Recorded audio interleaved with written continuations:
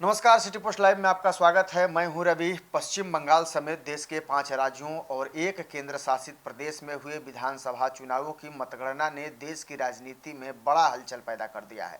शुरुआती रुझानों से लेकर ताजा आंकड़ों तक कई राज्यों में सत्ता परिवर्तन के संकेत साफ दिखाई दे रहे हैं। सबसे ज्यादा नजरें विपक्ष बंगाल पर टिकी हैं, जहां 15 साल से सत्ता पर काबिज ममता बनर्जी की टीएमसी को इस बार बीजेपी से कड़ी चुनौती मिलती दिख रही है। रुझानों में बीजेपी ने बड़ा प्रदर्शन करते हुए 100 के आंकड़े को पार कर लिया है और कई सीटों पर निर्णायक बढ़त भी बनाए हुए है। राजनीतिक गलियारों में इसे बंगाल में खेला का सबसे बड़ा पल माना जा रहा है। पश्चिम बंगाल की 294 विधानसभा सीटों में से 293 सीटों पर मतगणना हो रही है। एक सीट पर पुनर्मतदान के कारण नतीजा बाद में आएगा। राज्य में चुनाव के 2 चरणों में संपन्न हुए थे।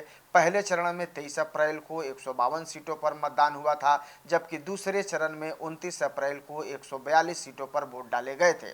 शुरुआती दौर में टीएमसी और बीजेपी के बीच कांटे की टक्कर दिखाई दी, लेकिन जैसे जैसे मतगणना आगे बढ़ी बीजेपी ने बढ़त बनानी शुरू कर दी, जो लगातार जारी है। बीजेपी नेताओं का दावा है कि बंगाल में जनता ने बदलाव का मन बना लिया है, जबकि टीएमसी इसे शुरुआती रुझान बताते हुए अंतिम परिणाम का इंतजार करने की बात कह रही है। इधर असम में भी बीजेपी शानदार प्रदर्शन करती नजर आ रही है। राज्य की 126 विधानसभा सीटों के लिए 9 अप्रैल को मतदान हुआ था। मुख्यमंत्री हिमंता बिस्वा शर्मा के नेतृत्व में बीजेपी ने चुनाव मैदान में उतरकर लगातार तीसरी बार सरकार बनाने का दावा किया था और रुझान भी उसी दिशा में जाते दिख रहे हैं। बीजेपी गठबंधन बहुमत के आंकड़े को पार करता नजर आ रहा है। दूसरी ओर कांग्रेस ने भी इस चुनाव में सत्ता वापसी की पूरी कोशिश की, लेकिन फिलहाल रुझान उसके पक्ष में नहीं दिख रहे। खास बात यह रही कि असम के इस बार रिकॉर्ड 85% से अधिक मतदान दर्ज किया गया, जिसे लोकतंत्र के लिए बेहद ही अहम और खास माना जा रहा है। तमिलनाडु में भी राजनीतिक तस्वीर दिलचस्प बनी हुई है। राज्य की 234 विधानसभा सीटों पर 23 अप्रैल को मतदान हुआ था और यहां 85.14% वोटिंग दर्ज की गई, जो पिछले कई चुनावी रिकॉर्ड तोड़ने वाला ये आंकड़ा है। मुख्यमंत्री एमके स्टालिन की अगुवाई वाली डीएमके सरकार फिलहाल बढ़त बनाए हुए है। हालांकि विपक्षी एनडीए गठबंधन और एआईडीएमके के कई सीटों पर मजबूत मुकाबला देते नजर आ रहे हैं।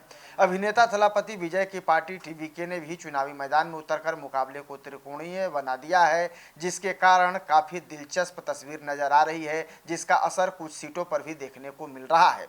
केरल में भी सत्ता का समीकरण बदलता दिखाई दे रहा है। राज्य की 140 विधानसभा सीटों के लिए 9 अप्रैल को मतदान हुआ था। यहां 78.27% मतदान हुआ। शुरुआती रुझानों में यूडीएफ को बढ़त मिलती दिखाई दे रही है, जिससे एलडीएफ सरकार की मुश्किलें काफी बढ़ सकती हैं। मुख्यमंत्री पी विजयन के नेतृत्व वाली वाम सरकार सत्ता बचाने की कोशिश में जुटी हुई है, लेकिन कांग्रेस न्यूज एडीएफ गठबंधन मजबूत वापसी करता नजर आ रहा है। केंद्र शासित प्रदेश पांडुचेरी में भी मुकाबला दिलचस्प बना हुआ है।